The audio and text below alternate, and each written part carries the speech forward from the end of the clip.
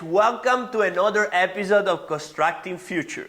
Today I have the privilege to have here a person that was introduced by Chris Dietz, a great friend of mine, and his name is Jacob May, correct? Yes, sir. And he's the owner and CEO of the Real Sales Academy. Is that correct? Yes, sir. That is correct, man. Welcome, Jacob.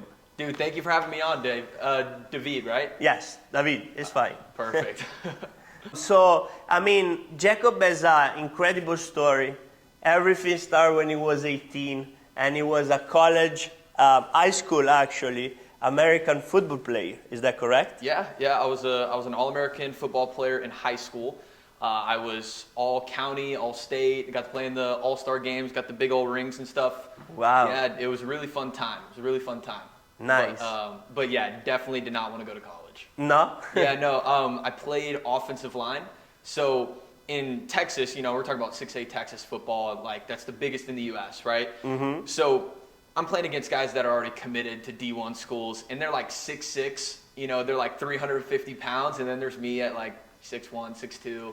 I was like 195 soaking wet. You know what I mean? So like, I'm just so much smaller than these guys. So I didn't get any big schools that were looking at me. And I didn't want to go to college, man. I wanted to create my own route. So wow, that's amazing. Leave it in the past. Before we're gonna go to the next phase that I'm gonna ask you what you currently do, I wanna get to the audience.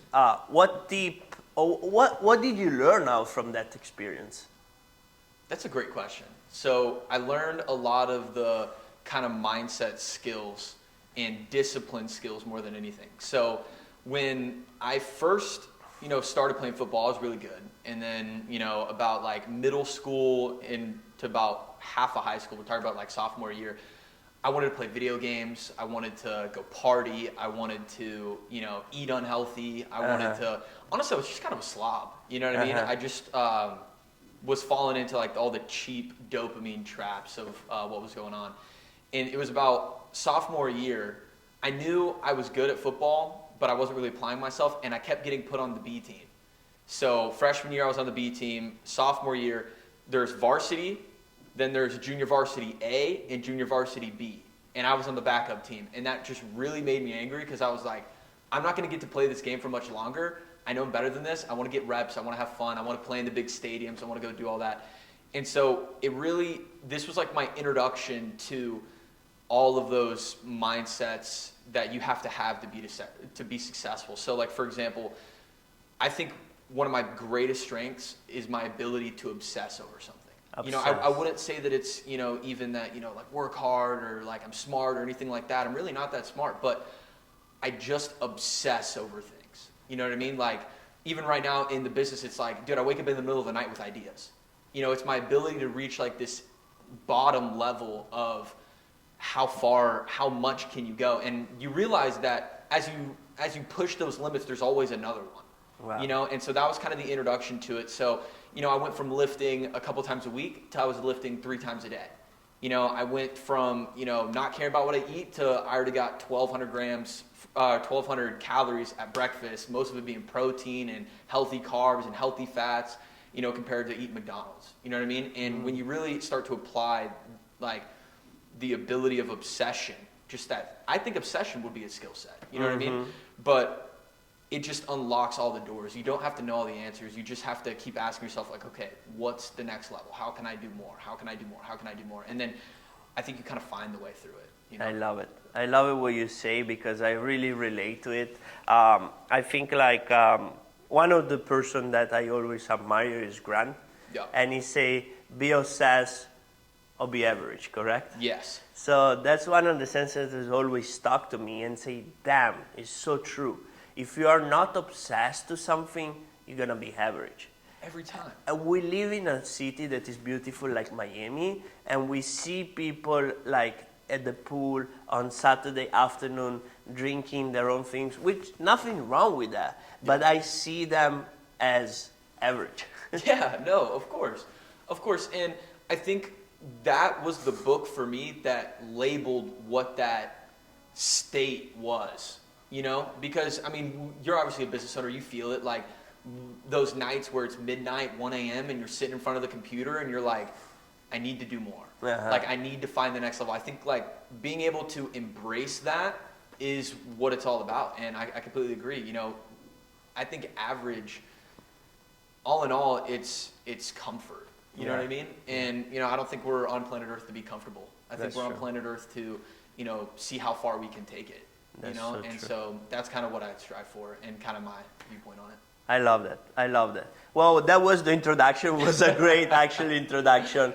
But right now, Jacob, you have a sales company that train the sales rep, correct? Yes. And then it fulfill into the organization. So this is a podcast for construction companies and also business in general that they want to grow and scale, that are between 1 and 3 million, and we want to get to the next level. So my next question is, how important is to have the right salespeople inside of the organization?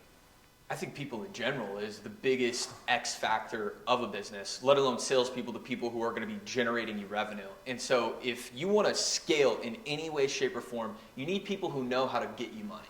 Uh-huh. You know what I mean? And a lot of business owners, they have improper training on sales. And so they know how to get a deal though, but there's no real base training of like a stable datum.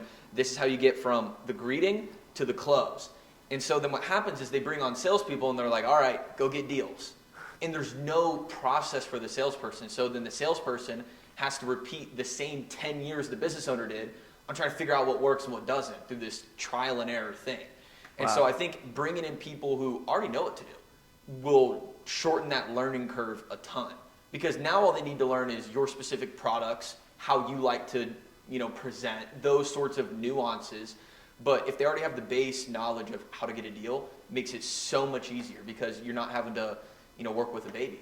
I love that. So you're saying have a system and processes in place for your sales process, and then have the right people coming in into the organization and already train and learn of those processes and implement them with the sales skills that they have. Is that what you say? Yeah, and I would actually even stretch it a little bit farther. If you're a business owner, I think the type of person you need to look for is someone with no more than 2 or 3 years of experience, and they need to be hungry. They need to be hungry. That's more than anything. A lot of business owners, I think they get caught up in like the whole track record thing of like, how much has this guy sold? What has he done? And they're not looking at where is he going? Because I'm going to be honest, you know, like, you know, I've sold probably 10 M's so far in revenue. Not all of that was for my business. Some of that was like, most of it was me actually pounding the phones. But I couldn't go be the same salesperson I was when I only had like $500,000 closed. I'm not the same salesperson. I have different viewpoints now. I want to do different things. I'm nowhere near as hungry.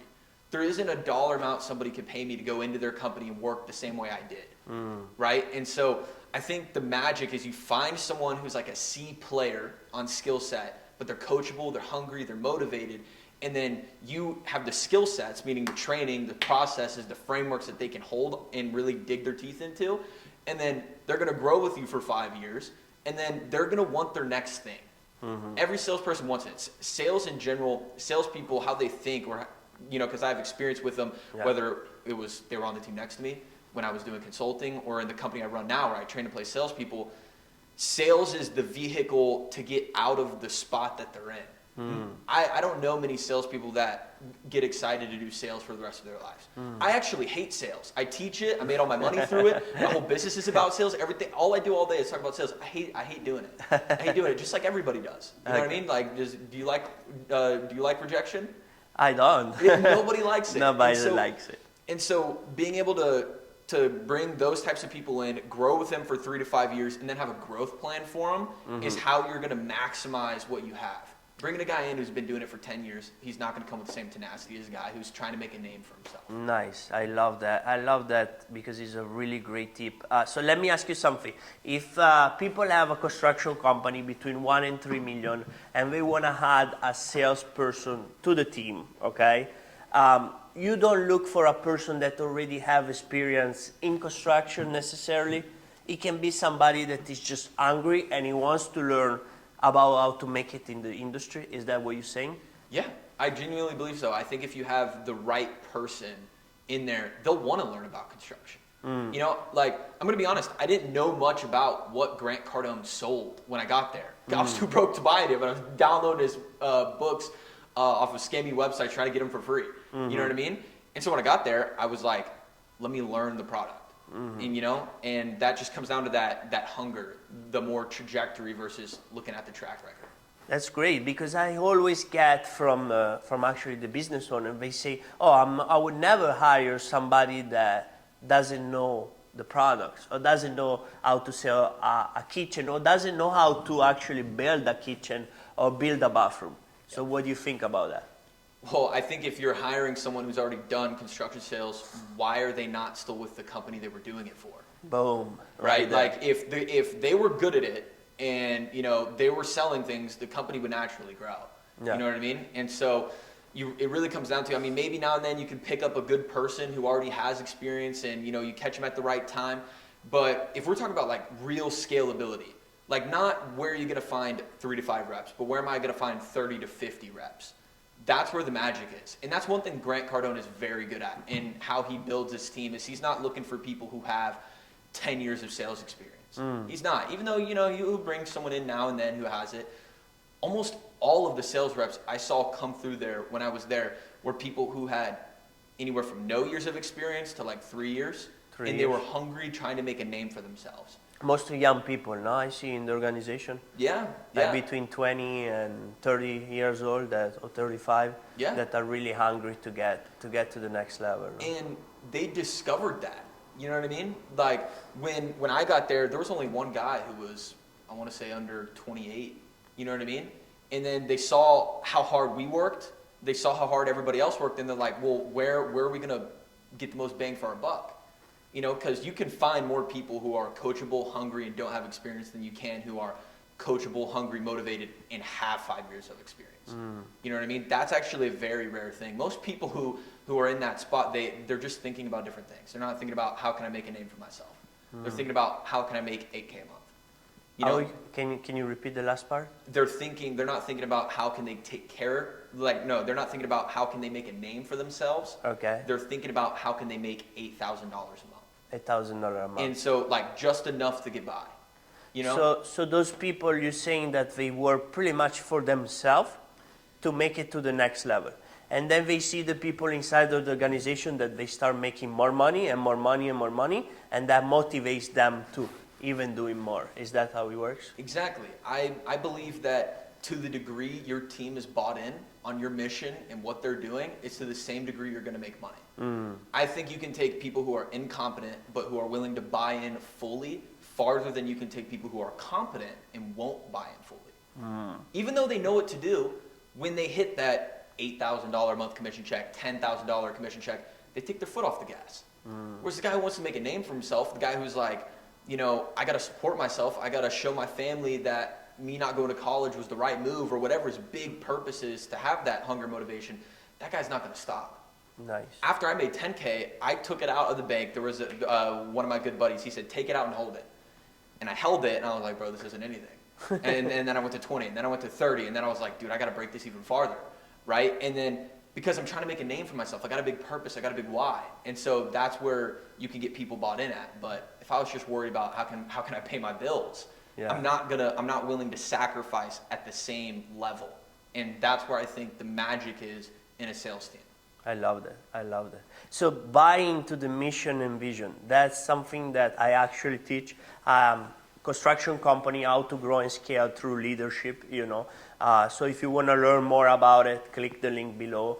And also, I want to learn like from you, your experience, because you went through thousands, I guess, of sales reps, you know. How to make those people buy into the mission and vision of the company? Great question. So I'm gonna preface it with something. You can't ask somebody to do what you won't do. Okay? So I want to make that very clear. So if you are not going to come in early or stay late, you cannot ask somebody else to do it. It's the laws of the universe. It's ethics. I can't tell someone to go to the gym if I'm not going to go to the gym. You just can't do it. You know what I mean? But if I go to the gym every day, I can grab you, put you into the gym, and make you do it. There's some like worldly power that you have when you think, like when you have that level of ethics. So it's just not words. The people are really good with words. Hey, you need to do this, you need to do this. But if you don't actually do it and show it, it's like with your kids. I have a 1.5 years old kid. He doesn't speak, but he looks at me of what I'm doing. Yep. So that's the power of that. Yeah. That's what you're saying? I mean, be honest. If the business owner wasn't bought in, didn't show up, didn't seem like they cared, why would the salesperson? Yeah. I think that's the biggest thing about, companies like Grant is so bought in. It's like, if that guy who's a billionaire is still out working me, I got a long way to go. And it just raises the bar of what's truly possible. But to go really into it, you have to understand what motivates your sales reps. Okay. What motivates me is what is different than what motivates you. Maybe they're similar, but I have my own interpretation of it. And you as the business owner, you have to take the time to dig in with your reps and figure out, why are they showing up to work every day? Yeah. Like not the oh, I want to make money, but oh, I want to make money so I can feel better about myself, so I can feel like I deserve respect. That was a sales rep I knew. That was his, right? He felt like he had never had really respect or never been noticed, and he felt like he had to prove something to not everybody else, but to himself, because everybody else made him feel that way. I love that. I love that you say that, and I learned this from Brandon Dawson. What they do in every month, they do in what is called PPF goals. And that's something that for me, I implemented in my company, and it works brilliantly. Because you take them off from the office, and you take them in a place that they feel like you are on the same level of them, and you talk like really genuinely. Hey, what do you care about? Why you are here? Why you even help me come and put your time that is so precious in my organization to help me grow, but what's for you? What you care about it? And that's something that by doing that every month and sit down with them and analyze, okay, what's the next goal that you have it? Oh, I'm trying this for one of my project manager. I want to take my mom here from Colombia. I want to have her live here, and I need this amount of money. So that was motivating him, Exactly. And then and how hard do you think he's going to sacrifice for that? He'll do everything. Very hard. But when he's not attached to that and he's thinking about, okay, well, I'm just going to make the company more money. Yeah. I'm just going to hit my numbers this month. It's not the same aggression that you come with every day. And I think all of us as people need to be reminded of it, but specifically with sales being such a difficult sport mentally, you have to be reminded of it. Like, before I left Grant's, and it's a great office. I love everything about what they have there. I still keep up with them. They're phenomenal. Give them all the praise in the world. But before I left, it got hard. Like, I was trying to come up with reasons of why I should stay, why I should, do the extra mile, why I shouldn't stop working at 6 p.m. And I think when I lost that and I couldn't come up with reasons is when I started to exit. Yeah. Because I just wasn't playing the game the same way. Yeah. And I think that, everybody on your team needs it, but I think your salespeople really need it. Yeah. Yeah, I agree. Sales is very, you get a lot of rejection, you get a lot of no's during the day, and so it's a very, very tough thing, I mean, for us also operation, like the project manager is subject every time he's selling contract pretty much, in the way we structure our deal. So every time you are in contact with the client, they tell you, no, it's too much money, no, it's that, So by saying that, everything great so far. I love it what you say. Now, let's get a little bit more, tell a little bit about the audience, what you do in your organization, what you provide exactly, because I'm sure that people, all of them, they need a sales rep and they need people. Yeah, completely.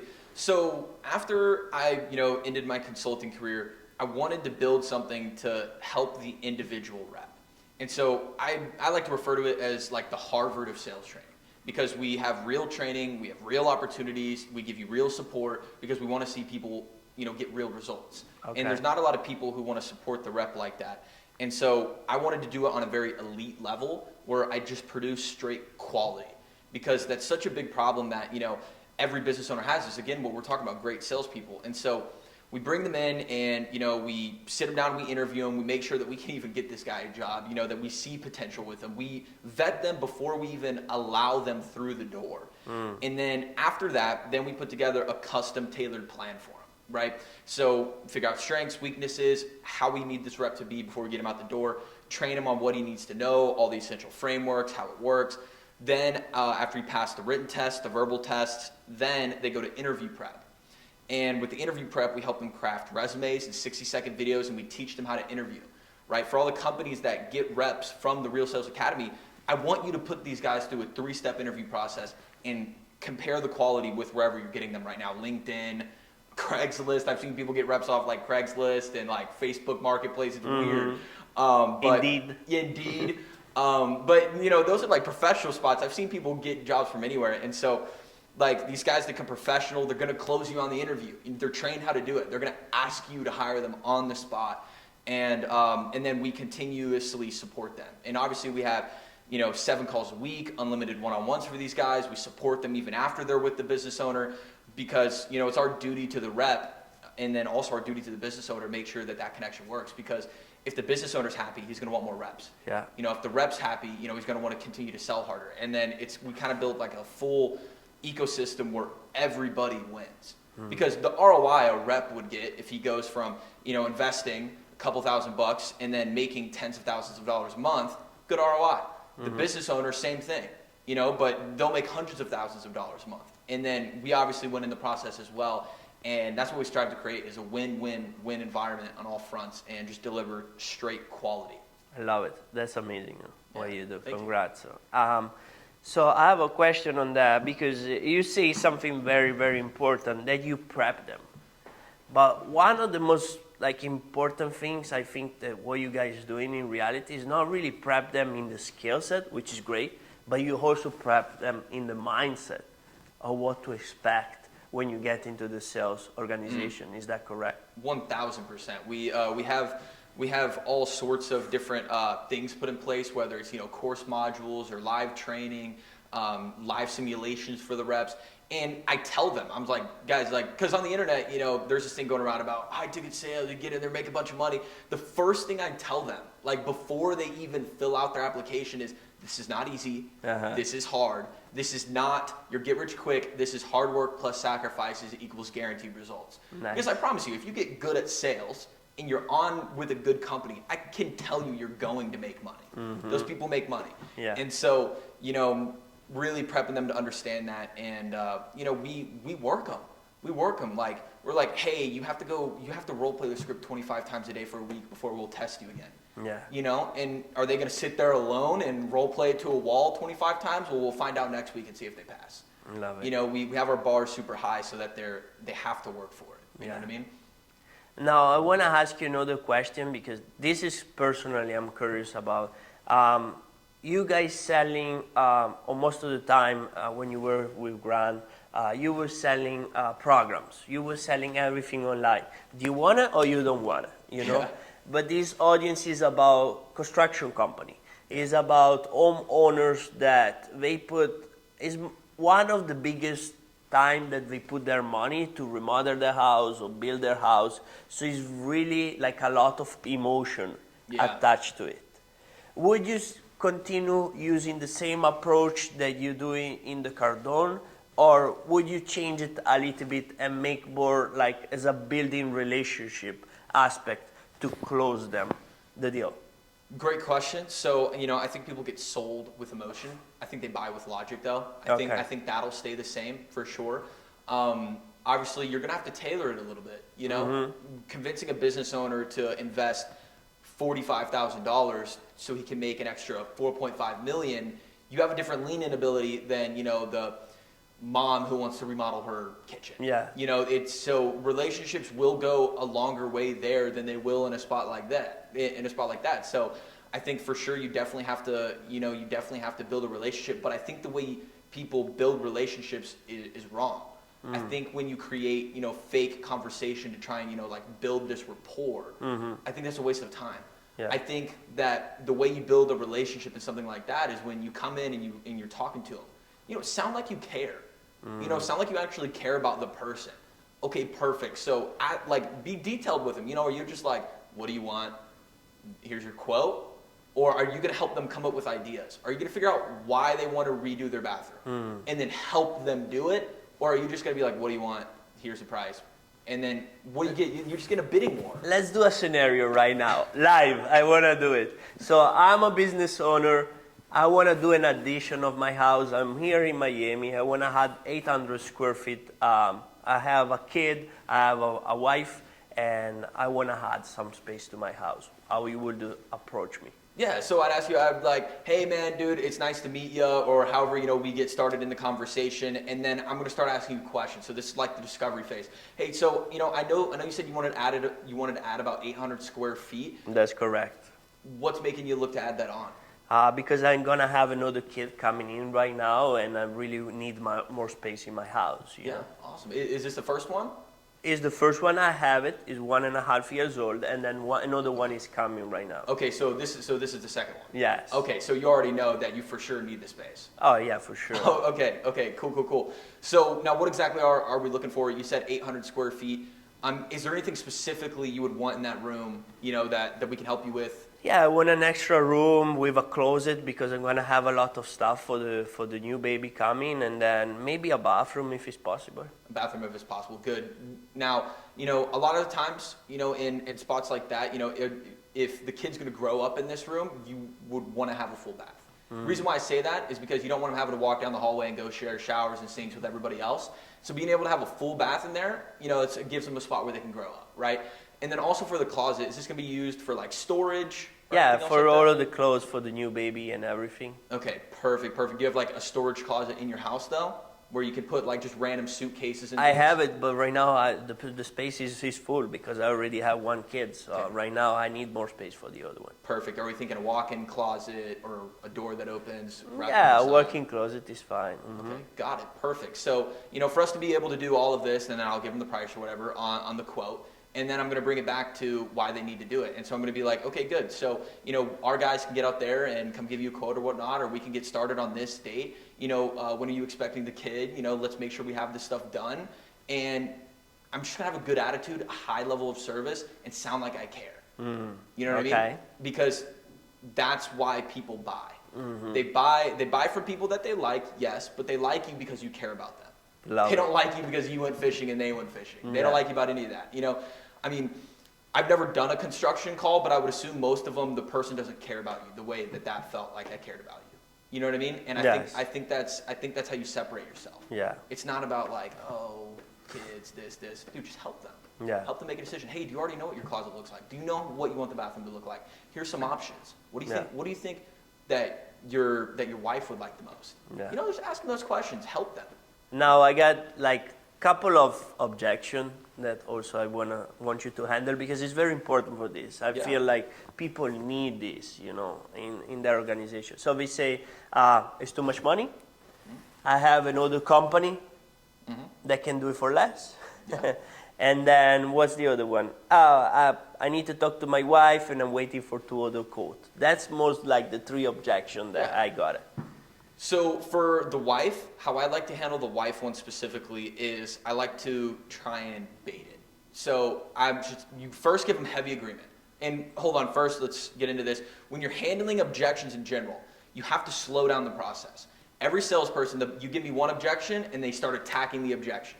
And they do like the whole like, you're wrong, no, you don't need to do it. They do things like that, or they just roll over completely because they're untrained. I have a completely different approach. So give me an objection. Hey man, have you seen or heard enough to make a decision? No, not really. Got it. So now I need to go back to the presentation, right? You can't be closing unless they're sold. If they haven't seen enough to buy, you get out of the close. But specifically in the close, tell me the wife. Yeah, I need to talk to my wife first before I make a decision. I'm not ready today. Completely, man. Completely. And this is a huge decision for you and your household. I wouldn't expect you to do anything without the wife. I probably wouldn't either. But let me ask you, what are some of your other concerns before pulling the trigger on something like this? And I'm going to pop out. Instead of attacking the objection, I'm going to pop out and I'm going to get them all up front.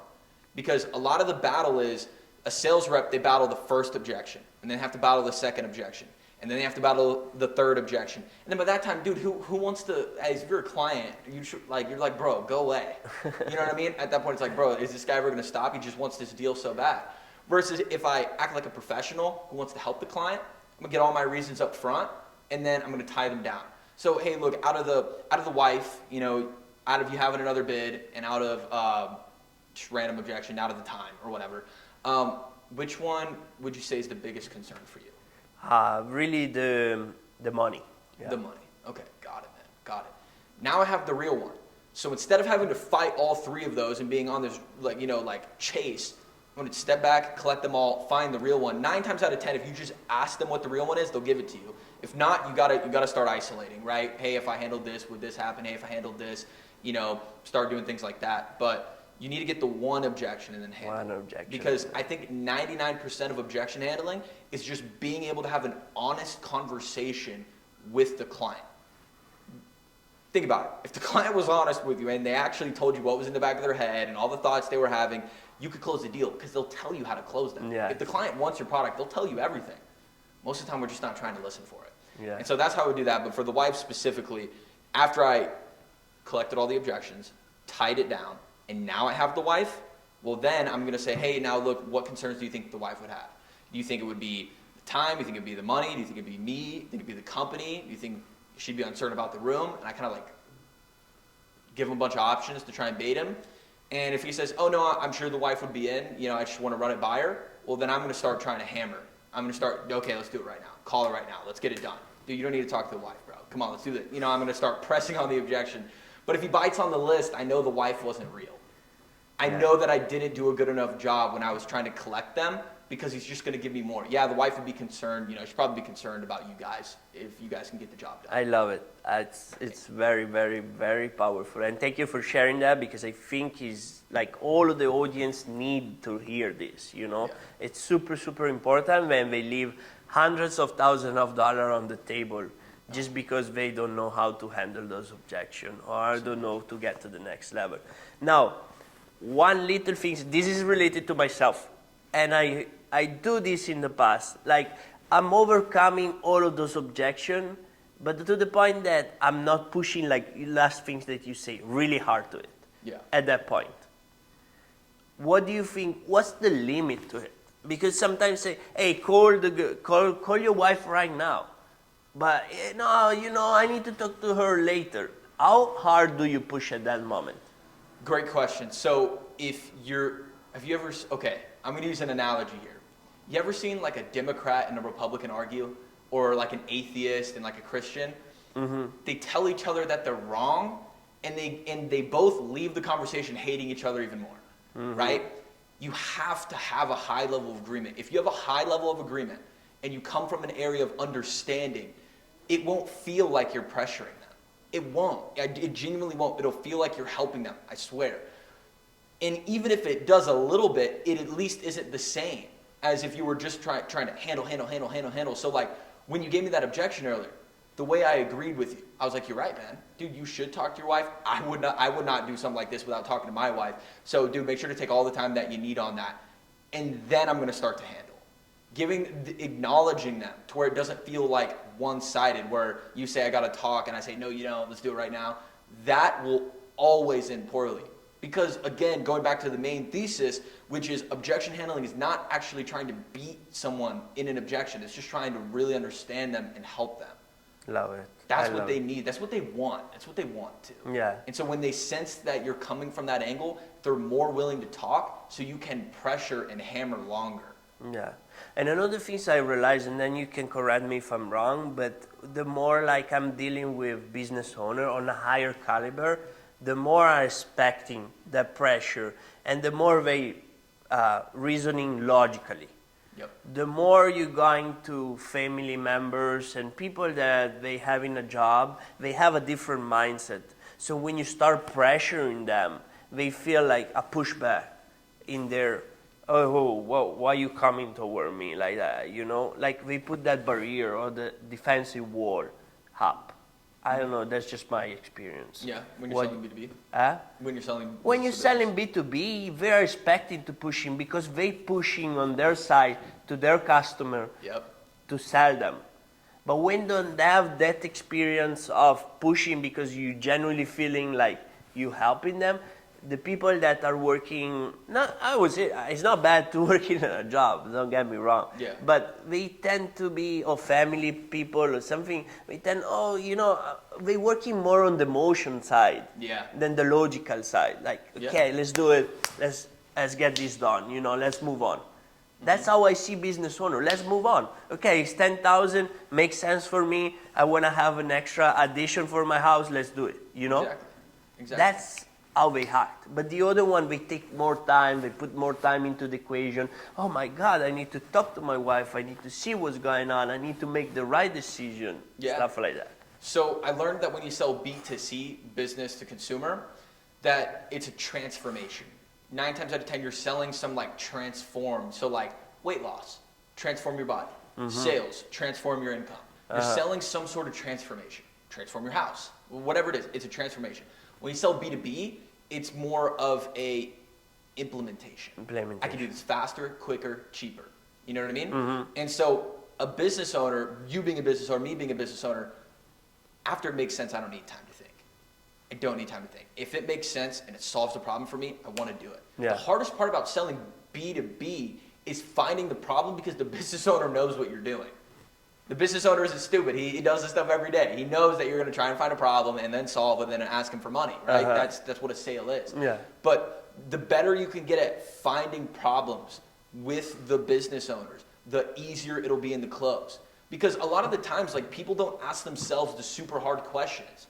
You know what I mean? Of like, what's going to take my business to the next level on a 10-year time horizon? How do I have to operate now to where I can see quantum leaps 3 years later? Most business owners are just day to day. I got to fire, I got to put it out. I got to fire, I got to put it out. Yeah. And they're just like, okay, I hope this thing grows. Yeah. You know what I mean? So, being able to ask them those questions and let them really think through it and let them really think through how whatever product you have is going to play a big role to them in the future, let them think through it. And when they do that on the call with you in the very beginning, well, then when you get to the end and you're trying to make it make sense, well, the problem I'm solving is bigger. You know what I mean? Yeah. Think about small problems. I don't need to solve it right now. But the big ones, I have to solve right now. Like, for example, businesses who run Facebook ads, right? If something happened and your Facebook ads guy can't do it anymore, and now you got to figure out how to do it on your own, how fast would you go pull the trigger on someone else? Right Quick. It's important to the business that this happens. Big problem. Yeah. And so a lot of it is, dude, you got to find a problem to solve, because that's why people buy, man. They want a problem. And business owners, when they know there's a problem that's big enough that they need to solve, they don't need to think. Yeah. They don't need to think. Only reason they're thinking is because they don't know if your solution is worth the problem, or they don't know if it's a big enough problem yet. It's all related to the problem. Yeah. And on the transformation side, let's go back to the customers. What do you think is still a motivation? Like you say, hey, you have a baby, you need to do it because you need more space. That was my motivation. Yeah. But sometimes they pull more off. At least what I see in the past. Like, oh yeah, I need to do it, but spending $300,000 right now on that, I don't know if it's the right time, Yeah. And that's what it comes down to, is solving the problem. They don't think that problem is worth $300,000 to them right now. That's what he actually said. And so that's why the discovery phase, like that first real thing you do in the call, okay, you greet somebody, hi, my name's John from XYZ Company, good morning, right? But after that, find a problem. Find the problem. Because I believe if you go hard on the front end, it's easy on the back end, and vice versa. Easy on the front end, hard on the back end. Yeah. You don't know what problem you're solving, how are you going to solve it with a pitch? Yes. You can't. You're just talking about your product. That's what's elite. That's what's elite. Because, if we're talking about, let's say, like weight loss, it's just super linear, super easy to understand, which is why I want to bring it up, right? I need to figure out, okay, you have a problem with training. Okay, why don't you train it?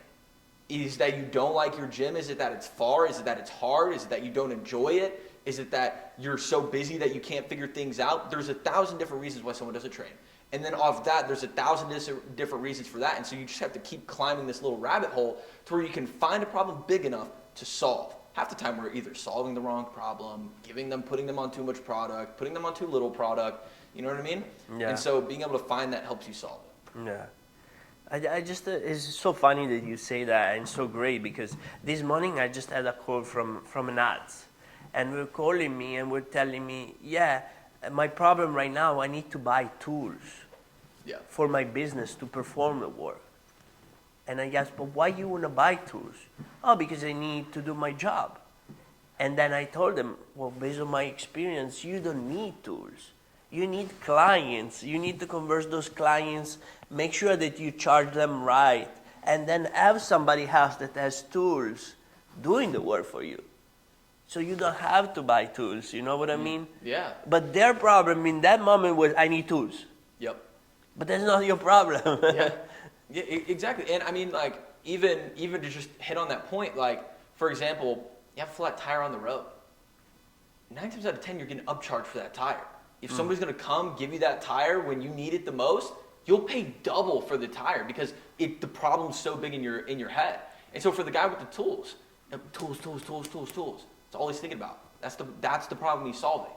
You know what I mean? And so that's the thing is, like, sometimes these people have the wrong problem. That's okay. It's your job as the salesperson to make them see it the right way so that you can help them. Yeah. That's the whole point. That's why they're salespeople. So I generally educate. I say, listen, I cannot buy you the tools today.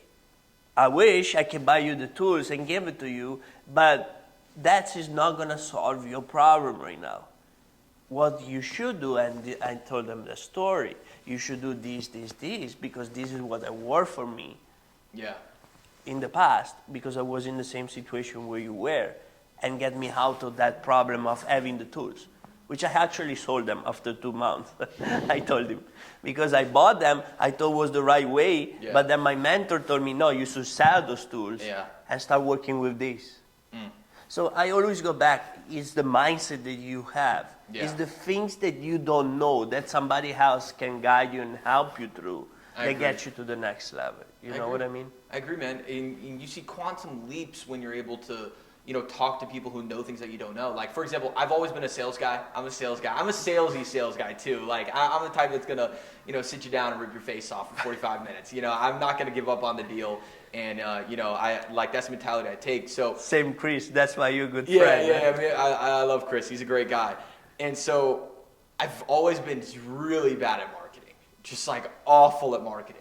And so I invest so much money there because, like, it's a problem. I don't understand it. I know I need it. I know I need somebody to tell me what to do. And that's the only reason that we're growing.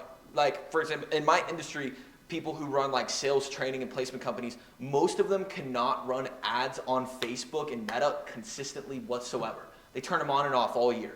Do it for a couple months, stop. Do it for a couple months, stop. When they're selling to the consumer, the individual. Right? The only people who are able to crack it are like really big and, it's like a free ebook thing, right? And they have this big ecosystem. But I'm talking about like cold outreach with an ad to people to buy something for, thousands of dollars. And that's been very hard and most people can't do it. But because I've invested so much time, money, and energy on that problem, getting the help, not even just doing it, but more importantly, getting the help to do it, dude, we're crushing it right now. Yeah. Crushing it. And most of our competitors can't run ads the way that we run ads. Ads have been all of it. Most people who sell, because technically RSA is an information product, most people who sell those things sell it with a warm audience, content. They get 100,000 views on a reel, or they have all these long YouTube videos, they have a podcast, you know what I mean? Dude, we don't have any of that. Our marketing's really bad, or even our landing pages suck. But we've done so well at the Facebook ad that it's what scales the business, and I couldn't do it without, the guys that I've hired to consult, the team I've built to help me do it. And so that's why it's so important. So I believe that if you want to see progress in any area fast, you have to get something. Yeah. Whether maybe you don't think it's a $40,000 problem for a one-on-one mentorship. But how much money is it costing you to not know these things? Yes. Because I think, people say like, oh, it's costing you, $1 million a year not to know how to make $1 million. They say things like that. And I think there's a little bit of truth to it, but I think it's more of like, if you solve the problem, you'll just make more money. People get emotionally attached to money for some weird reason. Yeah. They especially business owners. people in like the sales industry, they attach it to their value. You know, you don't see that a lot in like, you know, regular jobs, like whether it's a school teacher or a firefighter or a policeman. You don't see that with them. But with people who want to make money a lot really badly, they attach their value to it. And so they're so afraid to give up what they have to get what they don't have. And it's like, it's a slower game. It's a more painful game. Yeah. The money does not define who you are. I've been the same guy. After I left Grants, I went broke a couple times. Dude, I was broke before, had a lot of money, went broke again, got it back, went broke again, and got it back a last time. And it's like, because I'm not afraid to spend it, I feel like I'm able to get it a lot easier. And, you know, I'm able to have the help. Yeah, when you let go the flow of the money out, it flows in. Somehow, somewhere in the universe, when you flow out easily, it's going to flow in at the same way every time. You know, I really love what you're saying there. And people stick like, no, those $1,000, I just put them in the bank. I don't want to spend it to it. But that $1,000, if you put it in the right spot with the right mentor, the right person that you have it, is going to return 100,000 times bigger than what you have. Exactly. Especially on knowledge. Exactly. Like when you know something, you know because you have the mindset, you have the knowingness and the knowledge to apply that. Like there is no price attached to it. Yeah. Like it's crazy. Like one of the things that really woke me up was, I forget who it was, but I was watching something and it said, like if there are people who are doing better than you, they're making more money than you, having more success than you, they're doing something you're not, and they're better than you in some way. Yeah. You know what I mean? And us as business owners, entrepreneurs, people who like to make money, salespeople, you know, we think we know things.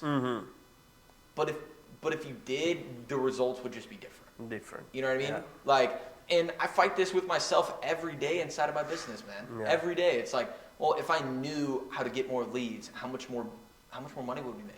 Yeah. If I knew how to fulfill better, how much more money would we make? Yeah. If I knew these things. And so I think it's less about, you know, should I invest back into myself, into my company, into the things that are going on, but more of where do you start? You know, I think after you get over that hurdle, you have to pinpoint like the biggest constraint and just go all in on it, because after that your business does a quantum leap. You know, a lot of times people, they invest into things just because, you know, they think it's the biggest thing. You know, but you like, awareness is number one. I think the first step of solving any problem has to be awareness. Yeah. And you know, I think every business owner needs to take, and every salesperson needs to take a long, hard, honest look about how much money they're making, where they're located, do they like their life, how close are they to their goals, what's the path there, you know, and then start asking themselves, okay, what is if I solve this one thing, just if you had to pick one, not 10. It's not, I want to get better at sales. It's, I need to get better at closing. I need to get better at pitching. Yeah. I need to get better at the discovery phase. Pick one thing to focus on and go get whatever help, go invest whatever you need, and go solve that. Instead of like half doing the whole sales process. Yeah. Right? Well, when I go into companies and, you know, I do consulting and management. When I go into companies, we do one thing at a time. Get one thing down, not three things halfway. Yeah. You don't make money there. Yeah. Like, never. And you don't see results. And even the business owner is not happy with your results because he doesn't see. Like, you do three things and you do it like halfway, you know, average again, and you don't solve that main issue that they have at the moment, you know. And I assume that that's what you're really good at. Like, when you go into a company, you know, it's pinpointing, okay, where is the actual problem? Yeah, the first phase is an audit, onboarding of the business. So I go thoroughly with probably 40 to 70 questions to really see what they think, what they have in their mind. Yeah. And then after that, I'm going to get all of the financial report. I'm going to get all of the things from them that I needed. I take my time. I take 1 to 2 weeks. I really analyze everything. And I see, okay, this is the main focus that we have to work right now to fix it. Most of the time, I go into the fact of the marketing and sales part because that's the tip of the mountain that they having problem with, that they don't know how to convert those leads, or they leave them in the table, they don't close them, they don't really know where they are, they don't have a CRM, stuff like that. That's the main important. And then production. If they have project, they have 6, 7, 8 projects, there is no way that you don't make money. sorry to interrupt, what you said about the CRM. I know so many business owners that don't really have a CRM. They use a Google Sheet, and they're sitting there and they're like, I don't need a CRM. It's not that big of a thing. Their awareness isn't there on how much a CRM can just make a difference. Just a way to organize the leads. They don't understand how much more money that can make them. Yes. And so that's what it comes down to. And I think that's why you have to, like when you want to excel in some area, to go get help. Is because I would have never thought what worked in my eyes was adding more friction, not less friction. So like hyper focusing on one specific person and making it really hard for them to get to us worked tremendously. I never would have thought about that. Never. Can you like explain a little bit more of that? So like for example, when I first started the Real Sales Academy, it was not branded the Harvard of sales training. We didn't do a lot of placement. I just wanted to teach people how to sell, right? And I was like, okay, everybody come buy my thing, and I got nothing, right? Well, I got a little bit, but not a lot, right? But then I was like, okay, what if I served one person really elitely, and then like really honed in and actually declined everybody else, told them go away. And that worked tremendously. That worked like dude, we went from like losing $10,000 in 1 month to the next month we did over $100,000. Wow. Like when I tell you I was in a bad spot when I was losing over 10 grand a month to being able to make 100 in 30-day difference, man, 30-day difference. It shot up completely just because I added the friction. In my mind, I thought I knew it. I'd studied ads, I'd studied business owners, I'd watched people do it. I was like, oh yeah, this should be easy. I'd do it a couple months, nothing, crickets. Just taking fat L's every day. But you make that switch that you weren't even aware of, boom. Boom. And that's why it's important, because I didn't know I had that problem. I didn't know that was an area. I didn't know that it was even possible to go from, losing money to making that much money that fast. Crazy. But I got the right help. And super thankful for it though. Like they're great people, but it really, really, really helped me. So pretty much you were running the same ads with the same script, with same VSL, but the people were coming in, and first you were saying to everybody, yeah, you're welcome to my academy. And so just a few people were signing in. And then you decide, okay, no, right now you are not accepted. You're not accepted. And then create like fucking anger that everybody came in. Yeah, pretty much. So, and I think it also what it also really did. Just to talk about business for a second. I think everybody should do this. Is the one person we really wanted to help knew we would help them, and I really liked that because the clients I work with are my favorite clients. They're the people that I love, the people that I'm excited to jump on a Zoom call with, and everybody's in the Zoom. So you find your ideal client. I found the ideal client by pushing everybody else away. And I thought you found the ideal client by just like talking to them, but it's also on the back end. If you really want to get into like residential construction, you need to turn down all of the other construction gigs and focus on this one. You have to turn them all down if you really want to get good at residential. You have to turn everything else down. You want to do on the home, you want to do bathroom installations, whatever it is, hyper focus on one, tell everybody else to go away, because you want to know what happens? When someone's looking for help with their bathroom, they're like, well, this guy does everything, but this guy's really good at bathrooms. Yeah. And then they go there. And that's why it worked, and it makes sense when you think about it, but beforehand I didn't know. Yeah. I didn't know. And I love that because it can relate a lot with, I used to have a construction company, so every time I was hiring somebody and I was asking me, hey, what do you do? What do you specialize at? We were doing everything. Okay, thank you. I see you next time. Because the person that was saying I'm doing everything, it was the one doing nothing right. Yeah, nothing right. You're half doing everything, and that goes back to it. You know what I mean? And so, yeah, that was an absolute game changer for us. But that's why coaching, mentorship, like I bought a course the other day on how to do Instagram Reels, because I want to build my brand now, and I'm really bad at content, like I was saying, just marketing in general. I'm a sales guy, but I went from getting like 200 views a reel to the one yesterday got like 12,000. Dude, $1,000 for the course. Mm-hmm. And I'm seeing, I don't even know the percentage results, not that good at math, but I went from 200 views to now I'm getting like anywhere from 2 to 12,000 consistently, right? And hopefully I'm going to keep upping that, and we're getting a bunch of organic leads now, and all I need is one deal and I get it back. Yeah. But when you part with the 1,000, it's like, But one of the things I will say, investing into yourself, it doesn't get easier, you just get better. You know what I mean? And so you're still going to fight that same like, is that worth 1,000? Is that worth this? Is that worth that? Yeah. But you just get more confident in like, I don't know if it's worth 1,000, but I'm sure I'll make it worth 1,000. Yeah. You know, all I need is one deal. You get better at justifying it. You get better at doing those things, but it's still a quantum leap for most people. And you know, I think you go all in worst cases, you're still at where you're at. Yeah, but I feel also once you start, you becoming more confident to yourself. You know, you spending $1,000 in that course, and then you make it back. I did it. You know, I spent 1,000, I got 1,000 back. Great. Then you go to the next level. I spent 5,000. And then, it took me a little bit longer, but now 5,000, I'm back. Right now, I have more confidence. I do 50,000.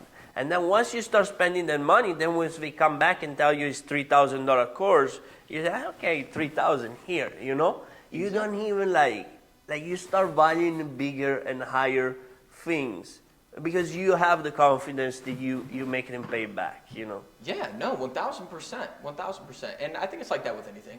You know, like after you get your first couple wins, it gets a little bit easier. Yeah. You know, and so, you know, it's just been a huge game changer in my life. And I don't know what everybody's problems are, but whatever it is, just attack the problem because I think wasting time is worse than wasting money. Yeah. You know, and I've wasted a lot of time in my life, and I don't want to do that anymore. Yeah. I'd rather burn 1,000 than burn 3 months. Well, you're still young. How old are you? I'm 21. 21? I put a lot of pressure on myself. What? I put a lot of pressure on You waste a lot of time at 21. I put a lot of pressure on myself, but it's like, but those 3 months, you know, like if in 1 month I can have that big of a change, 3 months is costing me too much. What if I can go from 100K to $1 million in a month? Because I'm just missing one thing. Or maybe it's 3 things and I don't know what they are and I gotta go find them. You know what I mean? Maybe it's, I don't even know. I don't even know. It's a fun game to not know. I think that's part of the fun. It's putting. I love it. Well, again, thank you for being here, Jacob. I know it's been like probably, longer than I was expecting, but hey, I learned so much from you. And again, I want to say thanks to Chris that he brought us together here.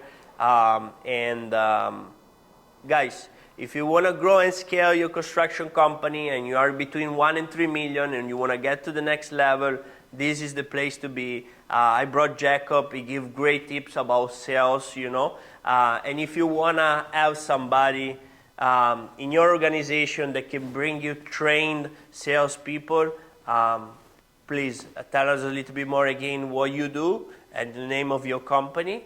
Oh yeah, thank you so much. Yeah, so if anybody here wants to learn about how to build a sales team, they want sales management, you want sales reps, whatever it has to do with sales, okay, I run the Harvard of Sales Training and Placement, the Real Sales Academy. We work with companies and people on a super elite level. We go all in with them, and yeah, you can find us at www.rsmmentoring.com. Amazing. No. And I really appreciate you having me on. And obviously this guy's an absolute animal with construction, so if anybody needs help with that, you already know the guy. But make sure to subscribe, comment, like, all those things. This podcast is going to the moon, man. Thank you for having me on. Let's go. See you next episode on Constructing Future, guys.